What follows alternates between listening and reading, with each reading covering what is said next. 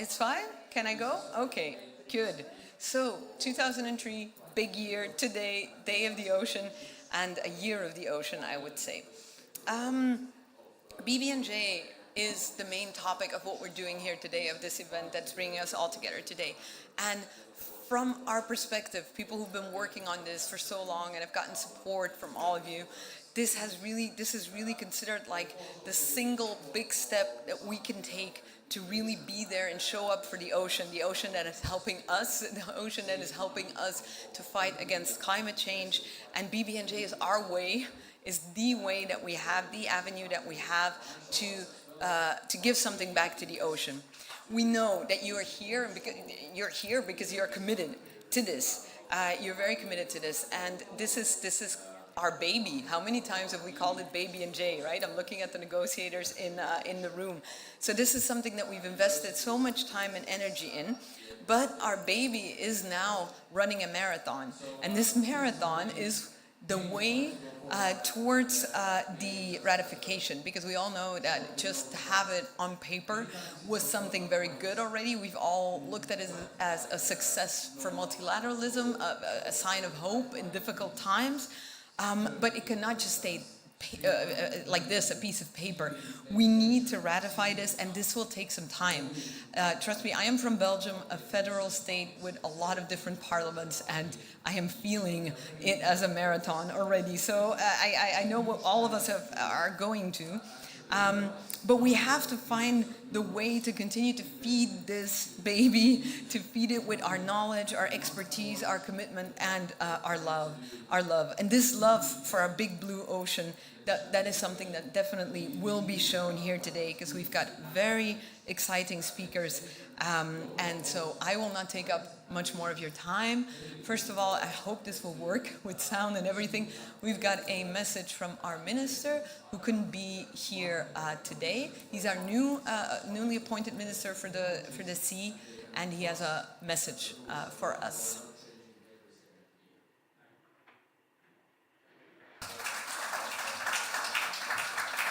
Dear participants, colleagues, friends of the ocean, fellow Blue leaders, on behalf of Belgium, the Blue leaders and our esteemed organizing partners, the High Seas Alliance, the Natural Resources Defense Council, and Mission Blue, thank you for being here today. As the newly appointed Belgian Minister of the North Sea, I am deeply honored to address you on this significant day dedicated to the ocean amidst this crucial climate gathering here in Dubai. I would like to take this opportunity to express my gratitude towards my predecessor, Vincent van Quickenborne, for his dedicated efforts in ocean conservation. I am committed to continuing his work with the same dedication and the same priorities. As we are all well aware, the ocean plays a crucial role in regulating our planet's temperature. We cannot underestimate its importance in our battle against global warming. However, the ocean faces imminent threats from overfishing, pollution, acidification, and more. To address these challenges, we must urgently regulate activities that take place in areas beyond our national jurisdictions. The BBNJ Treaty, which paves the way for such regulations, was finally opened for signature in September. It is encouraging to see that since then, more than 80 countries have signed the treaty. Now, the focus shifts to securing the 60 ratifications that are needed for the treaty to enter into force and for us to start implementing its vital provisions and make an actual difference.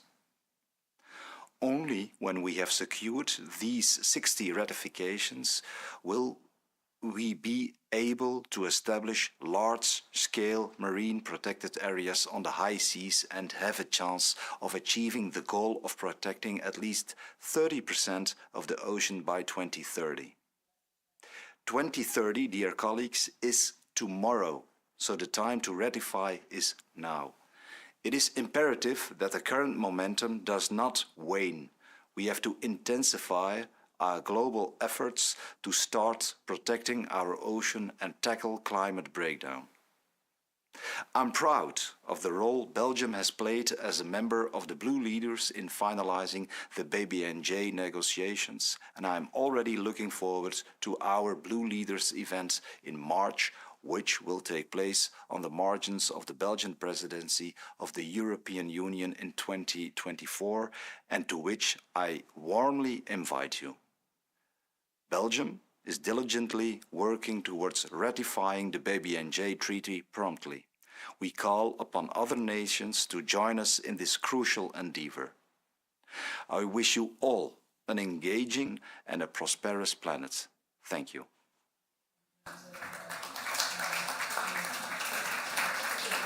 Thank you, thank you. Before starting our panel, I would also like to acknowledge the presence of the Secretary of Portugal. Portugal, who has been a very strong supporter of this treaty with all the work that you've been doing. So thank you very much, and thank you for being present here. The first one that I would like to invite to the stage is Dr. Sylvia Earle, who actually does not need an introduction. Your deepness, as she is often called, is inspirational for scientists, for youth, for girls young and older, and she has been a constant supporter of the ocean. She's the Mission Blue president and co-chair, and I am deeply, deeply grateful for her presence here today.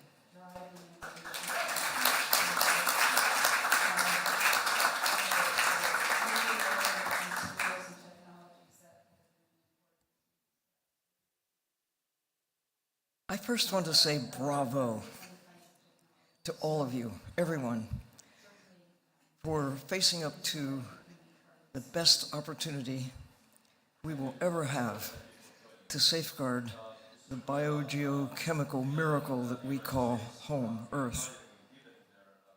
My dream, I suppose, of embracing the high seas goes back in my history to the 1970s, participating in discussions about just the nature of this ocean planet and realizing that the high seas were still the least disturbed part of the planet. At the time, industrialized high seas fishing really had only begun to get up and running. Deep sea mining was on the agenda, a concern, but not realistically, because the technology did not exist that made it possible to actually realistically get down to the deepest parts of the ocean, or even to half the ocean depth. So, fast forward to when I was the chief scientist of NOAA in the United States in 1990. I had a little bit of influence. I had a small amount of leverage at my disposal. So I was able to initiate a conference in Hawaii. It was 1991, and it was called Wild Ocean Reserves. We had about 30 countries represented for a meeting that lasted for several days, deliberating on how could this be possible. The Navy was really interested, the State Department was really interested, because the law of the sea had not yet been ratified. The United States still has not ratified the law of the sea. What about that? Here we are, 2003, facing at last where nations have actually come together and developed a framework where it looks within reach to safeguard what is still, despite all of the fishing fleets, despite all of the junk we've put into the ocean, despite the warming planet. If you had to say, just pulling back and looking at Earth from afar, what is the best hope? What's the best hope for the planet? Of course, protecting rainforests, looking at the fabric of life on the land, of course, that makes a difference. It's logical that we should safeguard old-growth forests and try to restore, plant trees. Naturally, it's an obvious thing if we are to address the collapse of the systems that make Earth habitable for us and life as we know it. But all things considered, if we fail to protect the ocean, nothing else matters. We can have all the technology in the world to grab carbon dioxide and methane and, all that looks like interesting use of our technological capability. But if we fail to safeguard the ocean, nothing else matters. Because the ocean represents 97% of the biosphere. It's where most of Earth's water actually is. It's where the carbon mostly rests. It's where most of the oxygen is generated. It's where the greatest biodiversity actually exists. Perversely, we subsidize with billions of dollars the extraction of carbon out of the ocean. We call it seafood. We call it krill. We call it tuna. We call it whatever it is we call it. But we have not really faced up to the reality that while we're putting millions of tons of dead carbon called plastic into the ocean, we're taking millions of tons of live carbon out of the ocean and disrupting, like clear-cutting trees. We're clear-cutting kelp forests, seagrass meadows, mangroves, plankton. This is not new news. With our eyes wide open, we are subsidizing the collapse of the ocean. We're subsidizing it. We're continuing to use the ocean as a garbage dump and as a place that we justify for taking wildlife. The biggest wildlife trade on the planet is called seafood. I get it. I mean, I've grown up during a time when I've seen the increase of access to places where there are animals that we have regarded as edible. The deep sea fish around Antarctica, call it Chilean sea bass or whatever you want to call it, the target now in the areas in the deep sea right at the twilight zone, thinking, oh, there's so much out there, let's go get it. Think of it as carbon. Think of it as life. Think of it as a cross-section of life on Earth, this migrating layer of life. Should we not think of this like the systems that keep us alive, that we dare not disturb these rhythms that represent the movement of carbon, of nitrogen, of hydrogen, of oxygen in the vast open sea? Why would we even think of starting deep sea mining? Why would we even think of increasing access to the sea to take even more wildlife than we already have and already are? If we're serious about addressing climate change, planetary stability, the best chance we will ever have is in the high seas, in the deep sea. And I consider the top of the Arctic, the waters around Antarctica, they are technically high seas. Best chance right now to step up, sign this new framework that we have, that going back to the early 1990s, we were still on the edge. Are we going to make ratification of the law of the sea a reality or not? Here we are, right on the edge. Are we going to ratify this opportunity or not? We can't wait for as long as it took for the law of the sea to get ratified. We have to hurry, and then we have to act using that power, that legal framework to use that legal framework, yay, that safeguards, gives us a chance, at least, a fighting chance, to save the ocean, and therefore save ourselves. Thank you.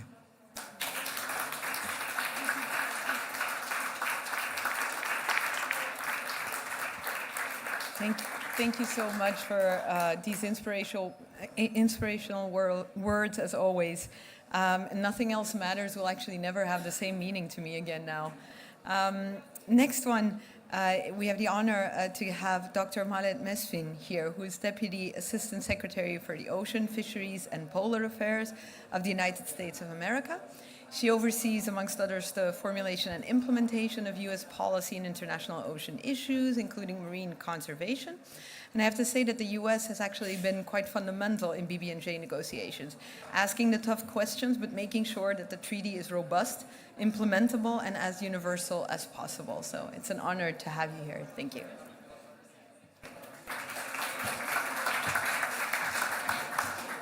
Good afternoon, and thank you so much for inviting me to join on this important event on Ocean Day here at COP. It's a fitting day for us to talk about this issue, and it's truly an honor to be here with such an impressive group of ocean leaders and to be able to follow Dr. Earle. Concluding the BBNJ agreement has been a high priority for the United States, and we are thrilled to have secured this historic agreement after almost 2 decades of discussions and negotiations alongside many of you in this room. We are honored to join over 80 countries in signing the agreement at the UN in September. Okay, I was worried about touching the mic. Okay. Not only is this treaty historic because of what it does for conservation and sustainable use of high seas marine biodiversity, but it also showcases to the world that multilateral diplomacy is alive and well. The United States has long believed that a successful BBNJ agreement is one that results in meaningful, science-based conservation and sustainable use of high seas biodiversity while fostering capacity building, protecting high seas freedoms, and promoting marine scientific research. We are pleased that the agreement accomplished all of that and more. As this group likely knows, the high seas accounts for almost 2/3 of the oceans, and they are faced with pressure from climate change, unsustainable fishing practices, marine pollution, and other stressors. The BBNJ agreement creates for the first time a coordinated approach to establishing marine protected areas on the high seas, and this is a critical step in our collective efforts to reach the 30 by 30 target to conserve or protect at least 30% of the global ocean by 2030. Additionally, the agreement will ensure that parties conduct comprehensive and rigorous environmental impact assessments of their activities on the high seas, which will create a level playing field and high standard for conducting these assessments. The agreement will also create a system for the fair and equitable sharing of benefits from the use of marine genetic resources in the high seas, while at the same time fostering research. And it will provide for robust, critically important capacity building and transfer of marine technology. The ocean is vital to supporting all life on this planet, and protecting the ocean for ourselves, for our future, will take all of us. The United States remains committed to the conservation and sustainable use of the ocean and its resources, and we stand with all of you in our shared ambition of keeping momentum high towards ratification of the BBNJ agreement. The U.S. has begun the domestic process to pursue ratification of the agreement, and we are committed to working with the global community to prepare for implementation of the treaty once it enters into force. We urge those countries who have not yet signed the agreement to join us in doing so. Let's all continue to take the critical steps needed to safeguard the high seas so that the future generations inherit an ocean that is healthy, biodiverse, and able to support the millions of people around the world who rely on it. We cannot afford to wait. Thank you.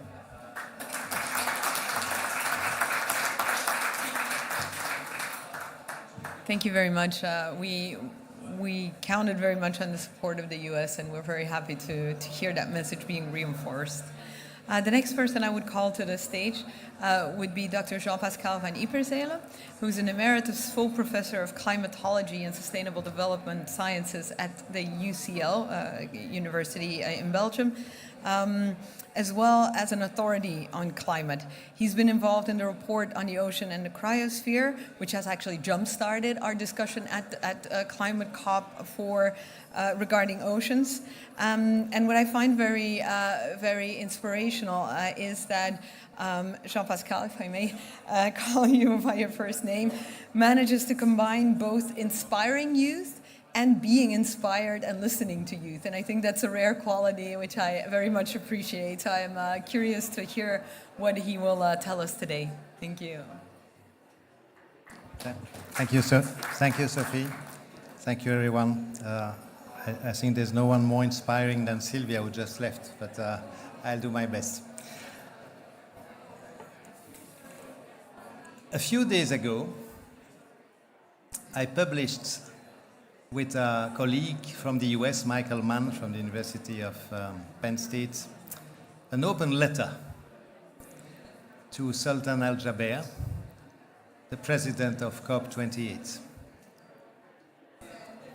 And many scientists have written letters and opinion pieces ahead of the COP, but I think this one is a little bit different because it was written on behalf of the climate system. It's a two-page letter which has been doing the rounds on social networks. It's easy to find in French, English, and now Portuguese. A colleague translated in Portuguese. I'm not going to read the letter. This is not the subject of the day. I just want to read 3 lines at the beginning, 3 lines at the end, and then connect that letter to the subject of the day on this Ocean Day and this BBNJ Ratification Day, if I may call it that way. So these are very short extracts from the letter. Dear Sultan Al Jaber, we are sorry to have to inform that you have in front of you representatives of the most difficult party. It is a party which has only red lines and absolutely no flexibility. This party is called the climate system, and it only obeys the laws of nature, physics, chemistry, and biology. And then, close to the conclusion, and of course there's an explanation in between, which I'm skipping right now. Speaking on behalf of the climate system, this is our red line. Humanity needs to agree on the phasing out of fossil fuels by 2050 and on stopping net deforestation at the same time. Why is this related to what we are talking about here today? Well, it's very simple. It has been mentioned in the previous talks. The ocean is actually the largest part of the climate system. It covers 71% of the global area. It's the largest volume of water at the surface of our planet. It absorbs more than 97% of the additional heat that is trapped by greenhouse gases in the system. And we are seeing this year what happens when a small fraction of that heat comes back to the atmosphere.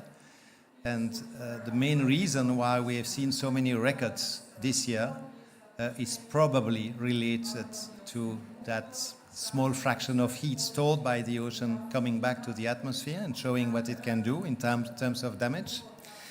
And it's also, and it has been mentioned as well by the minister, absorbing about a quarter of the CO2 that we are emitting by burning fossil fuels and by deforesting. And so in this Ocean Day, if we didn't want to limit the noise in this environment where there's a lot of noise already, I would ask you, and I'm not doing it, to actually clap for the ocean, because we should really thank the ocean for having done much more than what all the COPs of the last 30 years almost have done. that is preventing a quarter of the total emissions of humanity to reach the atmosphere. So thank you, the ocean. But actually the ocean is paying a big price for that. Because when you put CO2 in water, the laws of chemistry with which nobody can negotiate are such that that water becomes a little more acidic. And as you can imagine, and you don't need to be a marine biologist to understand that, to build your small shell when you are at the beginning of your life as a small animal in the sea, for example, in an acidic environment where when the building material to build your shell is calcium carbonate, which dissolves easily in an acidic environment, is much more difficult. So the ocean, and the ocean life in particular, is paying a big price for this absorption of CO2. Now, as Sophie mentioned, the IPCC had in 2019 an important special report devoted not only to the ocean, but to the ocean and the cryosphere. And it's another reason why the ocean is so connected to what is done in this COP environment. Because the cryosphere, which is essentially made of frozen water in different forms, ice, snow, permafrost, is actually melting. And too few people know that every day, on average, it's more than 2 billion tons of ice coming from both the Greenland ice sheet and the Antarctic ice sheet, which are added to the ocean. So we're not only using the ocean as a dump site for part of our CO2, and the ocean is paying the price for that, but we also use it as a dump site of some of the melting water coming from the melting ice sheets, because the temperature is increasing. And of course, this contributes to the increase in sea level. Sea level has increased by 20 centimeters already globally, on average, and it's projected to increase by 50 to potentially 2 meters, or almost 2 meters, by the end of this century. And then if you look further, it might even be much more, because the latest IPCC report gives the number of up to 15 meters as a possibility for the highest scenario in 2300, which is not so far away. So to protect the ocean, to make sure that we stay below 1.5 degrees C, which I think is very important to keep as an ultimate goal of the Paris Agreement, to protect all the life that can be protected in the high seas, and that's what BBNJ is doing, is really important if we want to maintain the habitability of the only inhabitable planet in the solar system. Thank you very much for your attention.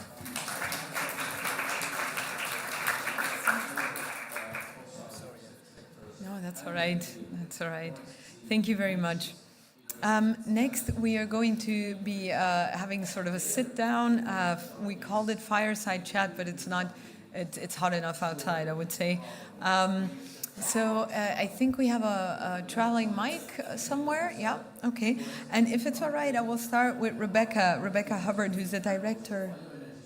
There's a video. Sorry, there's a video. We're starting with a video. Apologies for that. The high seas, the vast area of the ocean beyond the control of any nation, a realm of wonder, life, and mystery. Home to millions of species, many yet to be discovered. The high seas cover more than 60% of the ocean's surface and nearly half the surface of the planet, but less than 1% is fully protected against environmentally damaging activities. For too long, the high seas have suffered the effects of weak controls, insufficient management, inadequate oversight, and inconsistent enforcement, resulting in a sharp decline of ocean wildlife, of vanishing habitats, and growing threats to food security and the livelihoods of coastal communities. The damage is invisible to most, yet harmful to all, especially the most vulnerable. But the tide is turning. The ship has reached the shore. Bring this treaty into force as soon as possible, confident in the knowledge that we can do it because we have done it. So let us press on together. Thank you very much. The landmark High Seas Treaty, adopted after decades of negotiations, presents our best opportunity to protect biodiversity on a global scale. It establishes the blueprint to create highly and fully protected areas in the high seas, to strengthen management and conservation outside protected areas, to achieve a fair and equitable sharing of benefits, and enhance international collaboration. And in the face of climate crisis, it gives the ocean a fighting chance. The ocean is failing, but we must not fail the ocean. The treaty is the promise of a brighter future, a reminder that we are all connected, a global beacon of hope, and a recognition that the ocean is in great peril and running out of time. The ship has reached the shore, but the journey is far from over. Now, let's work together. Let's build together. It's our duty to the planet, to the ocean, to ourselves, to the future.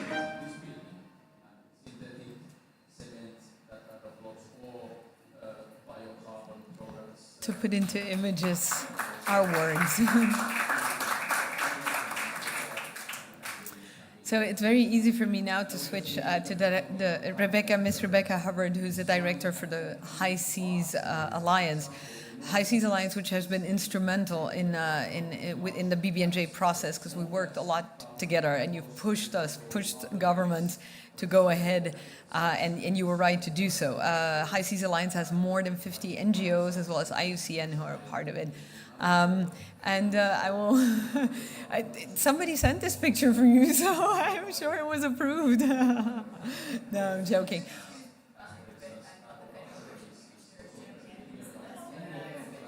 Mm-hmm. Oh, okay.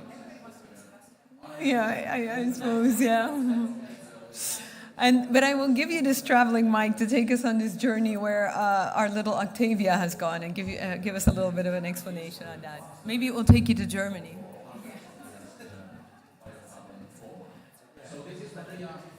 Thank you, Sophie. And yes, I am the director of the High Seas Alliance. I am not from Germany, but in solidarity with Germany. Thank you so much for having us, for hosting the event. And I just want to start with actually a huge thanks to everybody in this room, and to Dr. Sylvia Earle, and to the many other negotiators and government officials and High Seas Alliance members and leaders who have brought us to this moment, because I think it's important to recognise that it took more than 20 years, as Sylvia said, to get to this point, to get this historic agreement to protect biodiversity in the high seas. So just a huge thanks to everybody for that enormous effort. But obviously, we're now on the race for ratification. We don't have 20 years to ratify and to get the action in the water that the treaty can help us deliver. And so the High Seas Alliance is turning its resources and its amazing motivational power, I would call it, towards helping countries from all regions around the world to ratify and prepare for implementation of the High Seas Treaty. And so the Alliance is an alliance of over 50 organisations, including the IUCN from around the world. And one of the things that we do, besides providing technical advice, policy advice, talking to civil society and the community, is to inspire and to excite people about the importance and the opportunity that faces us. And so we have developed Octavia, our mascot for the High Seas Treaty, and Octavia is our octopus. So while we don't hold the treaty and we can't officially receive signatures from countries, unfortunately, we can help to continue to build that political ambition and to really drive the momentum that is so critical to achieving at least 60 ratifications as soon as possible. It's our goal, along with the goal of other Blue Leader alliances here, to ensure that we get those 60 ratifications by June 2025, when the next UN Ocean Conference is in France. So that's only 1.5 years away, but like the Paris Agreement, the High Seas Treaty is incredibly important, incredibly urgent, and it's absolutely possible to do this. So Octavia started in New York when the treaty was opened for signing at the UN General Assembly, and we've already got about 23 signatures from ministers and heads of state. We had another signature joined this week from Mauritania. And really, this is a symbolic commitment from countries to achieve ratification and also to support other countries in their ambition to ratify the treaty by 2025. And we'll be taking Octavia to other international forums like the Our Ocean Forum and the preparatory meeting in Costa Rica next year. And we hope to end at the UNOC in 2025 with far more than 60. I would hope more like 100 signatures representing widespread ratification, because for the treaty to be effective, for us to achieve 30% protection of our oceans by 2030, we don't just need 60 countries to ratify. We need as many of the 193 countries that are members to the UN to ratify. And of course, it is a bit of effort to ratify. It's not quite as easy as signing. So the High Seas Alliance is available and stands ready to support countries in their efforts. And we've already worked with the government of Philippines and other governments to help to start to prepare countries in that mission. So I'll leave it at that. If anybody has a minister that hasn't signed Octavia yet, do reach out. He is open for signing for the next few days. Thank you so much. And afterwards, there will also be a photo opportunity with Octavia, because she is quickly becoming a very famous high seas personality. So she will still be there for pictures if you want afterwards. Thank you so much. Next is, you can pass the mic on, Rebecca, if you want to, Sikiade Egbuwaru, who I met online, actually, during the pandemic, when all of us had to work online. And even during that pandemic and in that very difficult time, she continued to push governments, all of us experts, to move forward and to show leadership on the Convention on Biodiversity and the 30 by 30 goal in particular. And she, in my view, personifies the Nigerian leadership on the ocean. So both for 30 by 30, for also the qualitative aspect of it, the high and full protection of 30 by 30, of 30% of the ocean. And now Nigeria is also showing, through Sikiade, immense leadership with BBNJ, including by launching a ratification initiative just last month amongst ECOWAS countries. And this is really exciting, and I hope we get a little bit more information about this.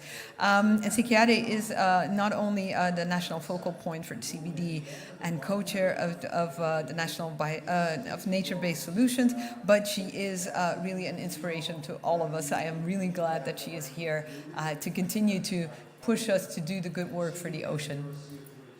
Thank you so much, Sophie, for that full bio that I didn't even realize I have.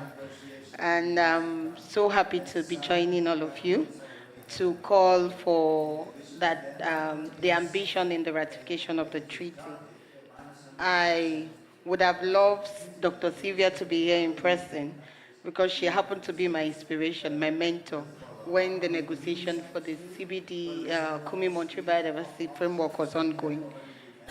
So I would like to share what Nigeria is doing in supporting other countries in our sub-region to ratify quickly the BBNJ. First of all, the climate change is the most greatest challenge that is confronting the globe.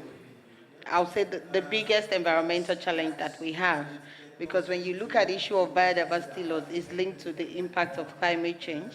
When you look at issues of land degradation, it's linked to climate change issues. And so the effect is felt profoundly in our region. I think Africa is the most vulnerable to climate change impact. I don't think there's any other region in the world that has felt the impact of climate change the way we have felt it.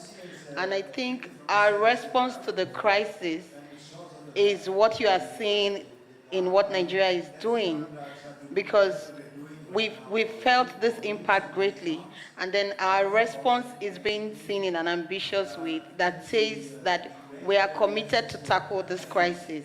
Even with the little resources we have, the capacity that we have, we are ready to change the narrative and bring this change that we deserve.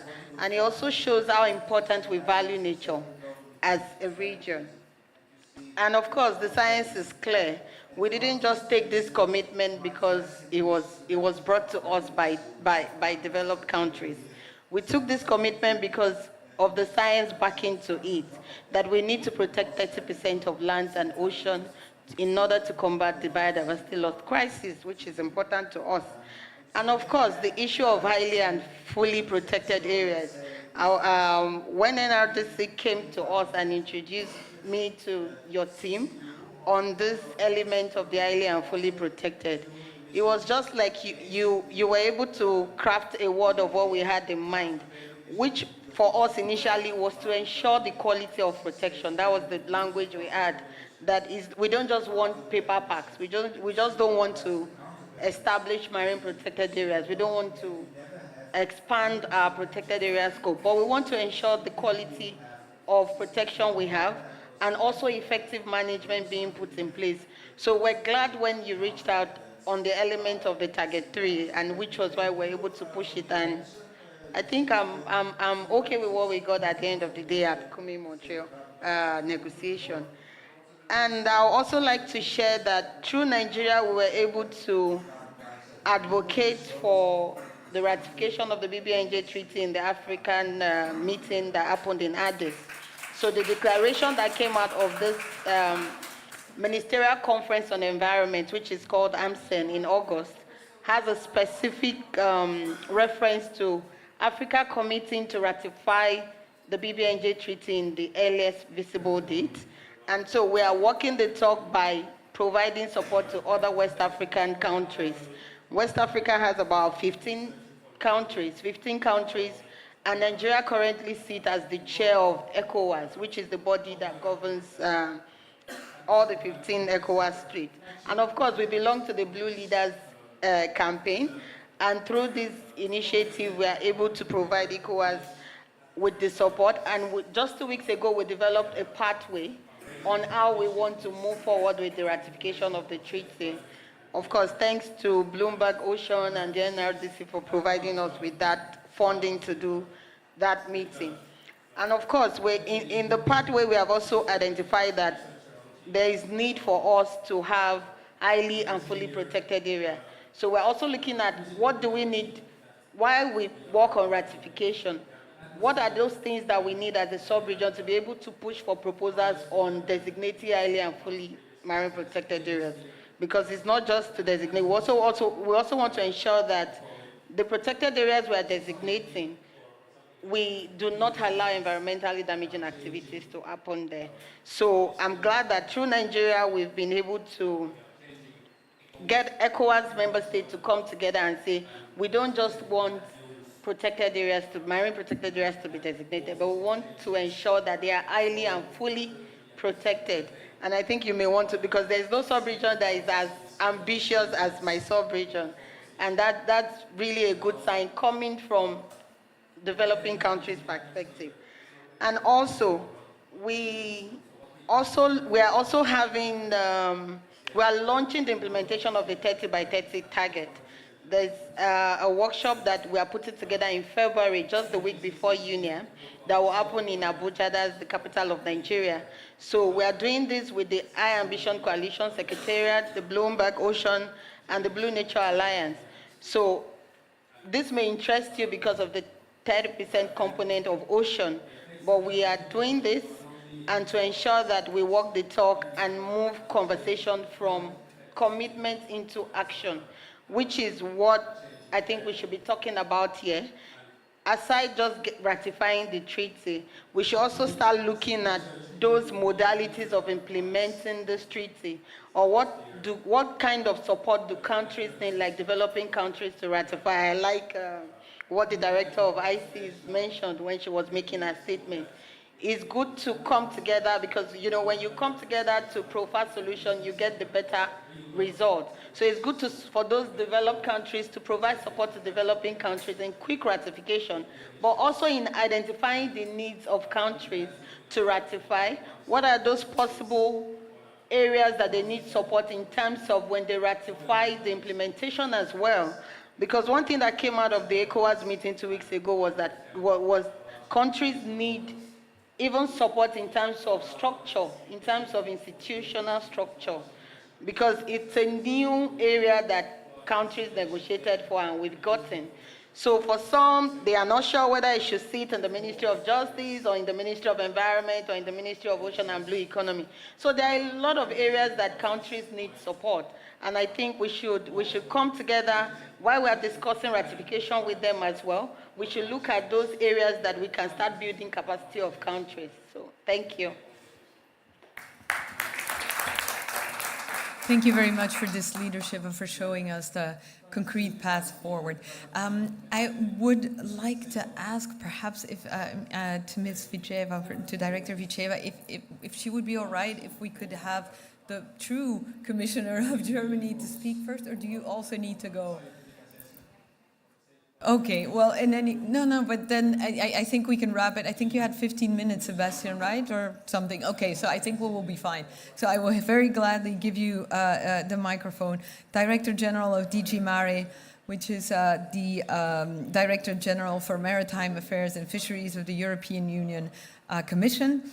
And I have to say that it is coming from one of the European Union delegations or countries that DG Mare has always had our backs and has always supported us and pulled us through this. So we are very grateful for that, and we are very interested to hear what she has to say about the next steps to take in this process. Yeah, thank you very much, and good afternoon to everyone. It is not only that we've been supporting the delegations of the member states, we were actually very much engaged into negotiations, and at least from what we hear from the other delegations, we were one of the leaders to manage the deal. And we had here the Deputy Assistant Secretary from the United States. The previous one, Monica Medina, we were in constant exchange with her from the European Union, from the European Commission, of how to handle this negotiation. So we are extremely happy that this agreement was reached, and we are not just interested in signing the agreement, because the signatures 83 in September, we were happy to have all the member states and the European Union, which makes 28 signatures. We were not just extremely happy to have these signatures, but also now we are relentlessly working for the ratification and implementation already, and I totally agree that it's not, we have to cast our gaze much wider and think already about the implementation. But let me say two important things that this white signature session in September demonstrates. It demonstrates that it's really a global endeavor, because 83 signatures at a go is something that is impressive. And I hope, because I see so many people on board to help the process, to encourage, to inspire the process, I really hope that we will go higher and higher in very short deadlines. At the same time, we would like to work on the implementation, and I totally agree with the representative from the Africa continent that the countries that need the most this help are the developing countries, because they not just need capacity building, they need to untap their potential to contribute to the process. And this is essential. The second important message of these 83 signatures is for me, and I will take it this way because it's convenient for me, is that the countries realize the urgency of having this discipline in the high seas. I was listening very attentively to the inspirational talk from Professor Earle. Honestly, the times when she was speaking about the 70s, even the 90s, at that time, the ocean was too big to handle and nobody worried as much. Now, the ocean is too small to handle. And we have to be sure and certain that with the empowerment of our mankind, with wild advancement of technology, this space will become smaller and smaller and more aggressively attacked. So we have to hurry up. And this urgency means that indeed, first we have to ratify the treaty and then to start implementation. But on our side in the European Union, it's not only, negotiations, helping and so on. It is really important to start concrete. And I'm really happy that we managed to sign the first program which will help the ratification and implementation out of an ocean program of 40 million that we dedicated especially for that, for helping the ratification and implementation of the BBNJ treaty. And the first regional program that we have signed is with the Pacific states. And now we are exactly in what our colleague from Nigeria was telling, identifying the needs and seeing where we can be most useful. And indeed, it starts with legal screening, with legal implementation, with capacity building, with control and surveillance, with scientific empowerment, and what have you. So we are quite concrete. And my message today is that you can rely on us. We are an extremely coherent and very dedicated partner. We have contributed with 28 signatures, and I'm sure, because I follow actually very closely and personally the ratification process in the European Union, which embraces also the ratifications in the member states. We are on a very intense track of doing the work, and I hope that we will be really with the first batch of ratifications that will deliver what was said a couple of times, the ratification process of at least 60 countries and parties by UNOC in 2025, because this conference also happens in Europe, though it is it's co-hosted with Costa Rica, but we would really like to project our ambition to go fast and urgently into this. I'm not going to go more into the link between climate and ocean. I had more distinguished speakers that know about that, and I don't think that I have to convert the converted here. However, the fact that the Ocean Pavilion is at the very end of this site speaks of how much awareness raising it is needed, how many more inspirational talks of the kind that we had, and I heard personally, we need in order to put the ocean in the center. And my colleague, as we speak, is participating in the drafting of the decision that will take mitigation and adaptation effort of the ocean into the decision of this COP. I heard already, it's not my idea, but I heard it in the previous panel that I participated, the ambition to put the Ocean Pavilion next time around in the center. So let's hope for that. I think my painful feet will indeed be grateful for. Oh, sorry, no, I thought that. I just wanted to say one more thing, because we are hearing a lot from the scientists. And the scientists are very clear about the urgency, very clear about the influence on climate, biodiversity, and the link back, and how the cryosphere and ocean interact with the life on the planet. However, what we are missing at the moment is that this is heard and systematically projected into policy making. And that's why in the revised European Union agenda for international ocean governance, we suggested and we discussed just before this panel in our European pavilion with a couple of ministers, the establishment of intergovernmental panel on ocean sustainability.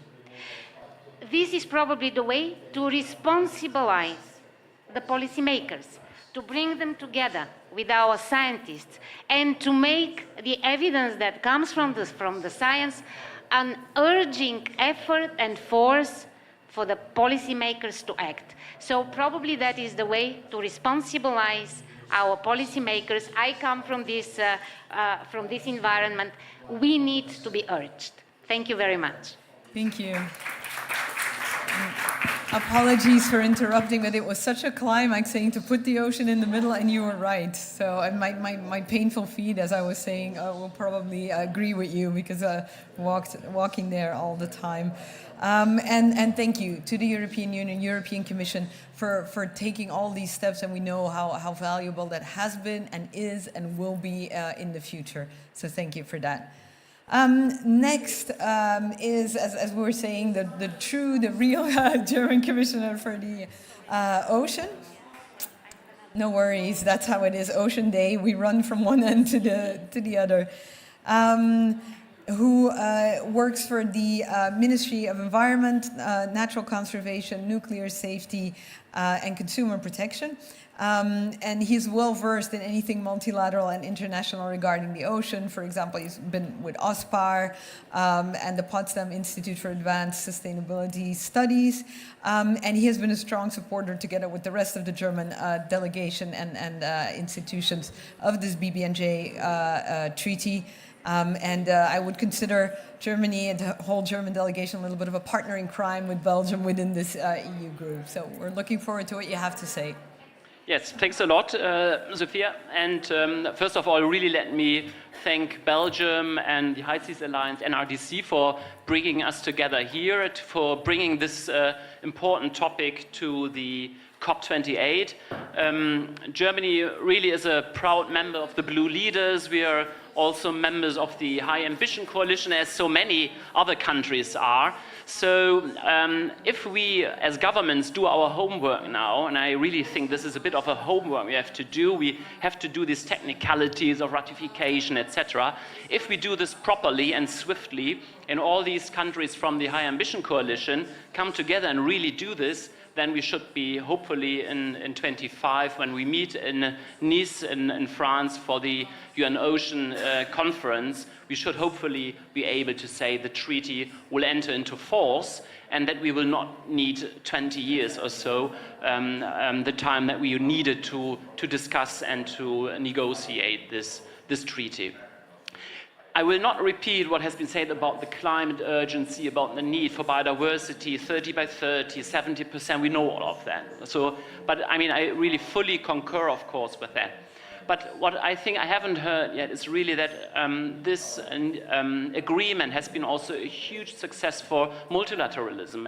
And really in this difficult time that we are all faced with, I think this has been an incredible achievement for environmental policy, for multilateralism. And this spirit of cooperation that was really tangible in the negotiating chamber downstairs in the UN building, this is really what we really have to maintain. This momentum we now need for implementing this agreement. And this really means that the global north and the global south really need to work really hand in hand and making this happen. And this is easier said than done because the capacities for marine research, of course, sit with the global north, right? There are perhaps, I don't know, 10 countries or so that have the capacity to go out there and do the research.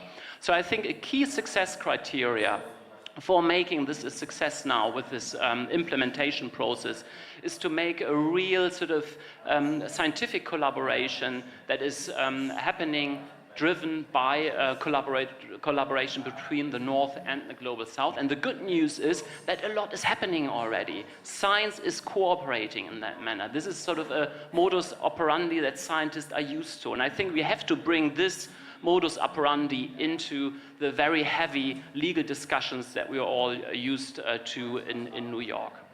So I think scientific cooperation is key. The Director General has just mentioned also the discussion around the IPOS, which might be also helpful in this context.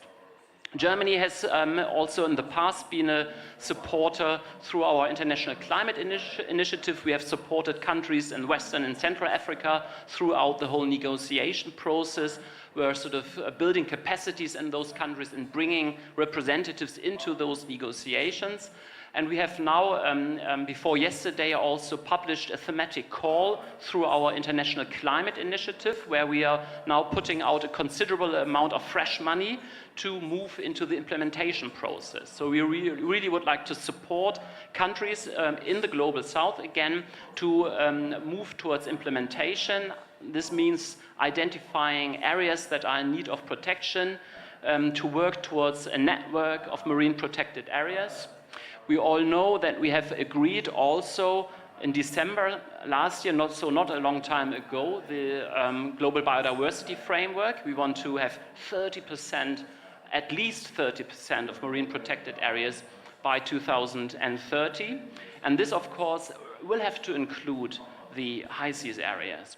And this is not about number crunching, this is about identifying the right areas for marine biodiversity. So this is, again, it sort of brings me back to science, really brings me back to collaboration of how do we identify networks of marine protected areas. This is really the task that we have to address. And I think this is something we also should not wait for. We can start now. We should not wait for the 60 states having ratified the agreement. So actually this is, these are the main points, and I really have to apologize that I also have to stand in for my minister at the next meeting, so I'm terribly sorry for leaving now. That's how it goes. We've got 2 more exciting speakers, I know, and thank you very much for this and for this concrete avenues and already looking beyond the ratification and the entry into force, because that will take time.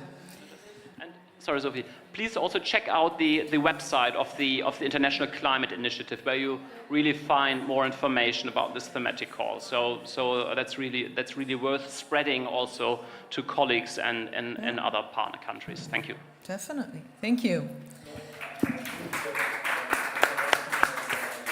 I know that we talked about the fact that the ocean pavilion is at the far end, but I think that without Chile, from who we got a representative here, without Chile we wouldn't even be having an ocean pavilion, I think, because Chile put the ocean on the map of the climate negotiations, and we're actually there with the blue, we all called it Blue COP, because it was a COP where we put the ocean first. They've been instrumental with the Because the Ocean declarations, and they have also been very active in their region to lead by example by having an enormous, coming from Belgium, a very small state with a very small coastal area, I cannot even begin to imagine how much that is, but the MPAs that Chile has been able to create is simply astonishing. We have here Mr. Ricardo Lagos, who is the lead senator in charge of the BBNJ ratifications, has been involved in numerous positions within the Chilean government, and will give us a little bit of an insight into how Chile will lead the way. Thank you. Well, thank you very much. Hello to everybody. I'm very happy to be here, and thanks for the invitation. I really like to know that the extremes of this dialogue now are taking center stage with Rebecca, everybody else leaving. Anyway, what can I say? First, I'm a politician. Yeah, have to talk to people, to sometimes to lead, to convince, to give an option. And if you're elected or re-elected, perhaps you're doing well, at some quarters at least. And concerning the BBNJ, I'm optimistic. It seems it's like politics. It's a triumph. First of all, of science. It took many years, not only on ocean, but also on climate change, to have the academia fully behind evidence. There are sectors, even some quarters in academia sometimes dispute the issue, but prevail at the end of the day, facts, science, numbers, evidence. And that's something that we have to cheer up and to take it as a triumph. Secondly, multilateralism. I mean, nowadays, you open the newspaper, look at the online news, what's going on in the world, and, well, what happened in the UN a few years ago is something that they was not thinking about 20 years back. And therefore, we have to be optimistic. And we have to be happy about it, we have to celebrate, of course, we have to be proud. But that was possible also because there was political will behind.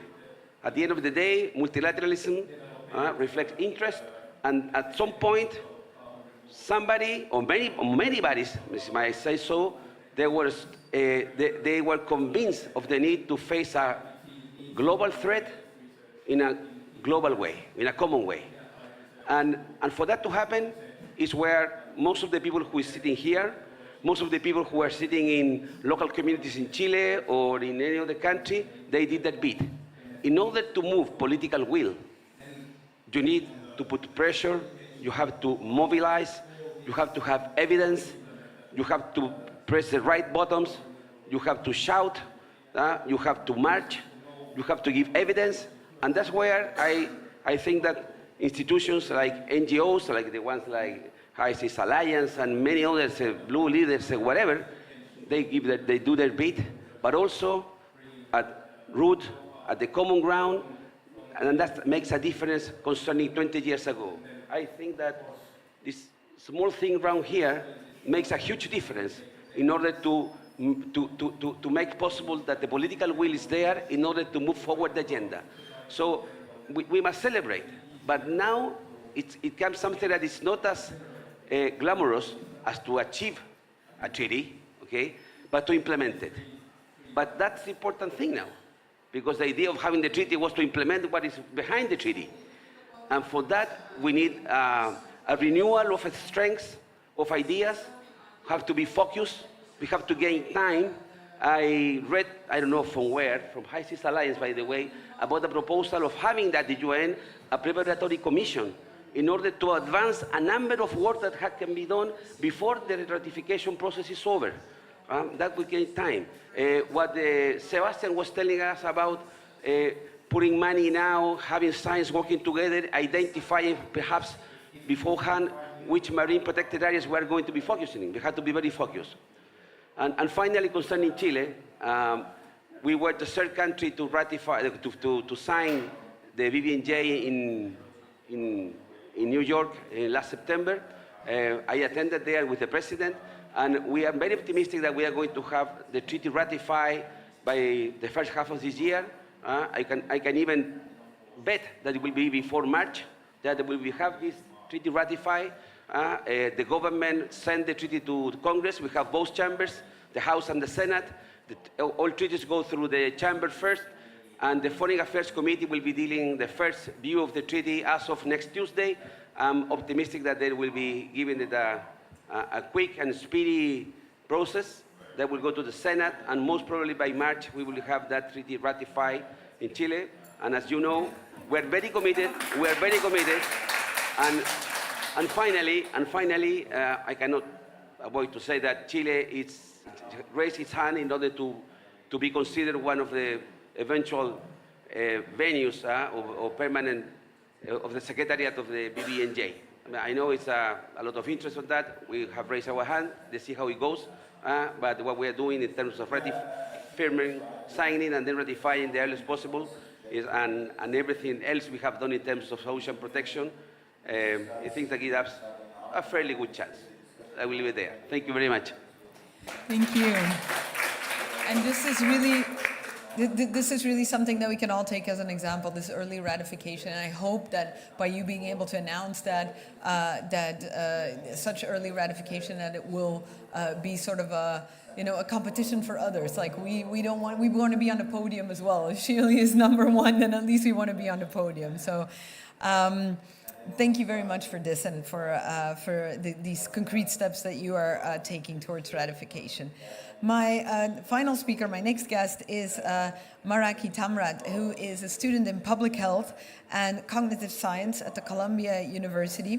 And she is here in the capacity of member of Earth Echo International, an organization of youth. And as a mother myself, and I am very inspired to see young people being motivated and having something to say and having a voice in all these debates.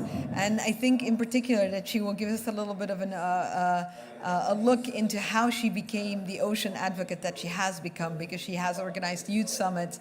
She's been at the White House Summit on Ocean Justice. She was at the Ocean Race Summit at the UN headquarters, and I am very glad that she was able to make our little side event as well.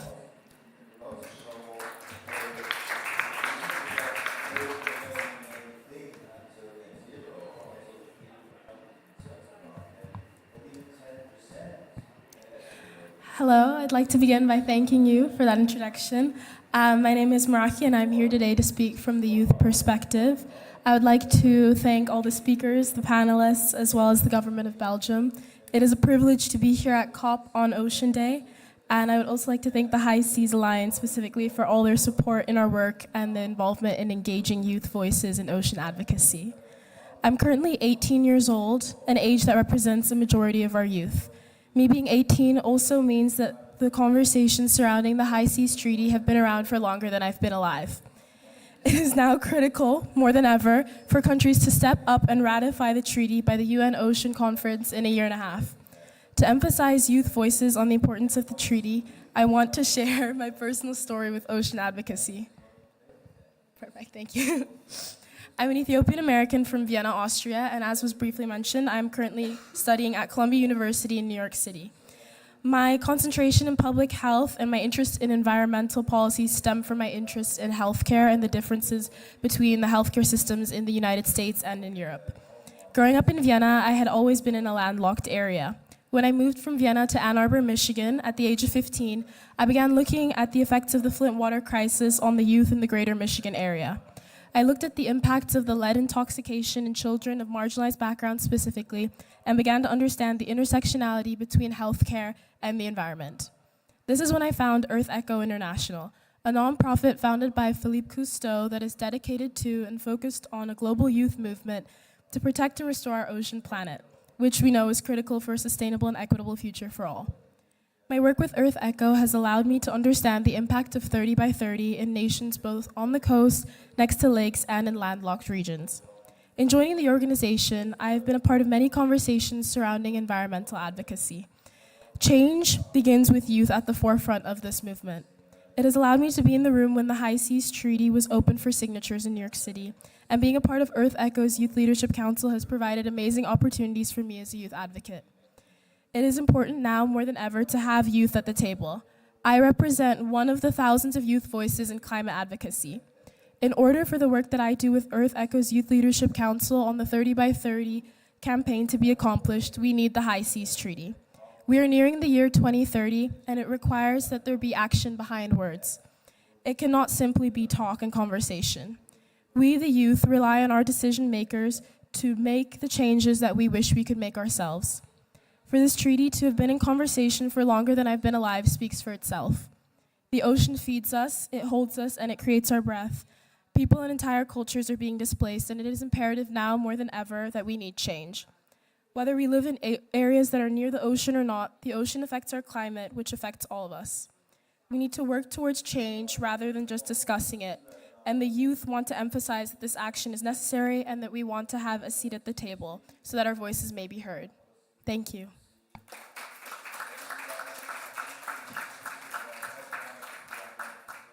We heard you. We heard you, and we promise that it will not take another 20 years or 18 years because, we are all responsible for this. And I think that each and every one of us can do our little bit to contribute to early ratification, to implementation, and in the end, to a healthier ocean for future generations, for current generations, and for the Earth itself. Thank you so much for being here. I know it's a busy day, and you will enjoy now many other nice side events and interesting side events. And it was very exciting for me to be able to listen to all these voices. And let's continue this marathon. Thank you.